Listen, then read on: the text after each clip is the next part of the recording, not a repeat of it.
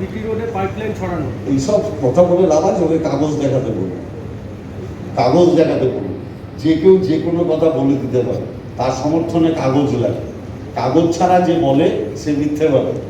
যার দম নেই, যে মিথ্যেবাদী, যে অন্যের নামে কুরুচিকর মন্তব্য করে, তার কাগজ লাগে না। আর যে ভদ্রলোক শিক্ষিত, সে কাগজ দেখে কথা বলে। কি এমন প্রয়োজন পড়লো যে সমস্ত পাস করিয়ে রেখেছিল, সয়েল টেস্ট পাসও আছে, বলছি কি এমন আমরা যে একটা পরিবার, আমরা যে তৃণমূল একটা পরিবার, কেউ কেউ বলছিল না আগে সব আমার সাথে চলে আসবে। আজকে আমাদের পরিবারটা দেখুন, এই পরিবারটা মমতা ব্যানার্জির পরিবার, আমার ব্যক্তিগত পরিবার নয়। এরা শেষ রক্তবিন্দু দিয়ে মমতা ব্যানার্জিকে ভালোবাসে।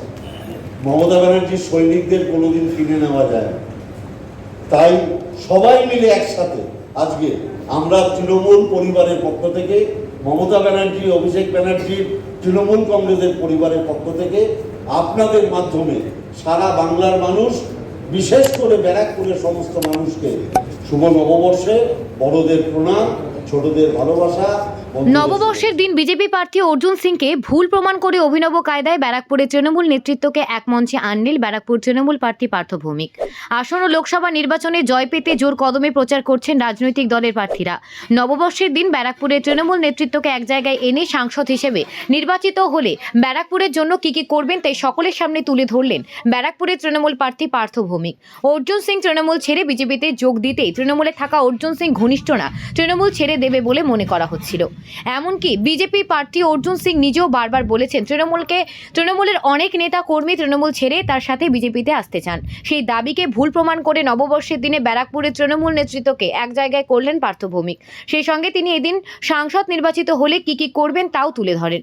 তিনি এদিন বলেন, আমি সাংসদ নির্বাচিত হলে প্রথমে ব্যারাকপুরের চাকরি প্রার্থীদের জন্য বিশেষ কোচিংয়ের ব্যবস্থা করব, পার্টি শিল্পের প্রকৃত উন্নতি সাধন করব, গঙ্গার ঘাটগুলি সুন্দর করে সাজানো সহ একাধিক জনমুখী কাজ করব। এদিন তিনি তৃণমূল নেতৃত্বকে এক মঞ্চে আনার প্রসঙ্গে বলেন, তৃণমূলের সার্কেল একটা পরিবার, সেটাই দেখা যাচ্ছে। তার দায়িত্ব আমি নেব যদি ব্যারাকপুর লোকসভার মানুষ আমাদের কোনোদিন নির্বাচিত করে।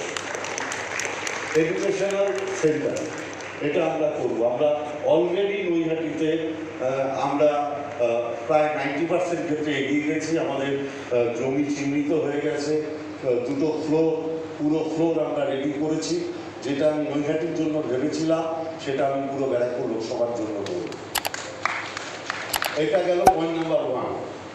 পয়েন্ট নাম্বার 2 হচ্ছে, এটার সাথে আপনারা দেখেছেন বাংলার মাননীয় মুখ্যমন্ত্রী মমতা বন্দ্যোপাধ্যায় আমাদের এখানে 6 লেন করছে।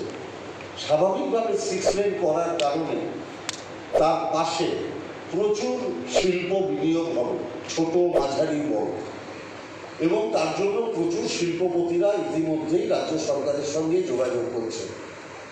ব্যারাকপুরের মানুষ যদি আমাকে নির্বাচিত করে, এই যে শিল্পপতিরা এখানে ছোট, বড়, মাঝারি কারখানা করবে, এতে প্রচুর যুবকের কর্মসংস্থান হবে।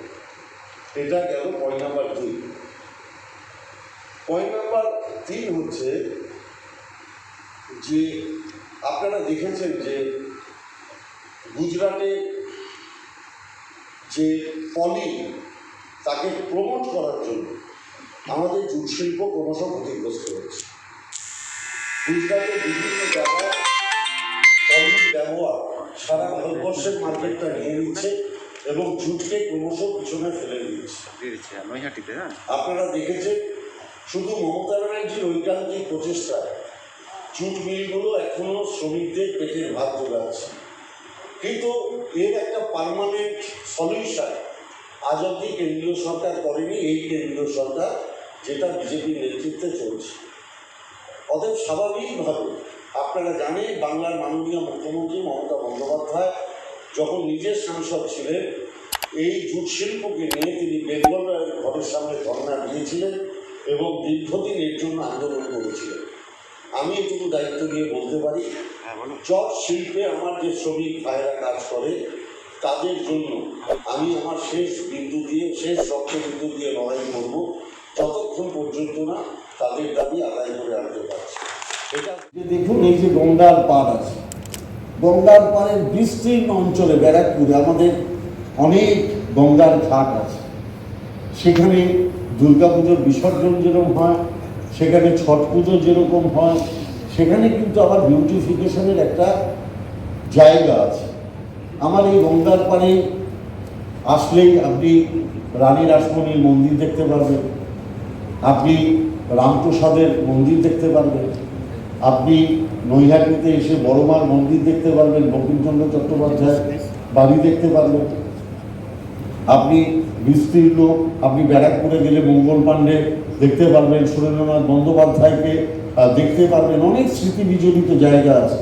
আর নোয়াপাড়ার বুকে নেতাজি সুভাষচন্দ্র বোস থানায় একদিন অ্যারেস্ট ছিলেন, আপনি সেই জায়গাগুলোকে আমরা পর্যটন ক্ষেত্র হিসাবে বিবেচিত করতে চাই।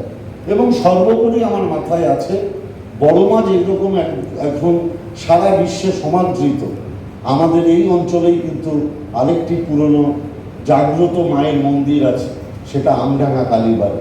আমার মনের ইচ্ছে, আমি যদি সাংসদ হই, আমডাঙ্গা কালীবাড়িকে এমন একটা জায়গায় নিয়ে যাব যাতে সমস্ত মানুষ আমডাঙ্গা কালীবাড়িতে পুজো দিতে এসে তাদের কোনো রকম কোনো অসুবিধা না হয়। পর্যটকের মানচিত্রে আমডাঙ্গা কালীবাড়ির নাম যাতে থাকে, আমি আমার শেষ রক্তবিন্দু দিয়ে সেটা চেষ্টা করব। এবং আমার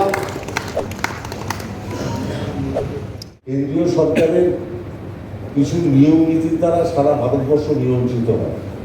এটা যদি মানে একটা রাজ্য থেকে নিয়ন্ত্রিত করা যেত তাহলে এটা করা সম্ভব ছিল, কারণ অর্ডারটা বিভিন্ন রাজ্য থেকে আসে। গুজরাটের শিল্পকে বাঁচাতে গিয়ে বাংলাকে ধ্বংস করছে ভারতীয় জনতা পার্টি। এটা এখন সমস্ত ট্রেড ইউনিয়নে যারা সমস্ত চটকলে কাজ করে তারা অনুধাবন করতে পারছে যে বিজেপি সরকারের জন্য তারা খেতে না পেয়ে বসছে। আরেকটা প্রশ্ন আছে যে নোয়াপাড়ায় যে আপনি বললেন নেতাজি এসেছিলেন, নেতাজি যেখানে এসেছিল থানায়, ওটাকে হেরিটেজ করার জন্য কি সাংসদরা দরকার নাকি রাজসরকার করতে পারে? না না না, আমি বলছি আমি তো ওটাকে হেরিটেজ করার কথা একবারও বলিনি আমার এখানে।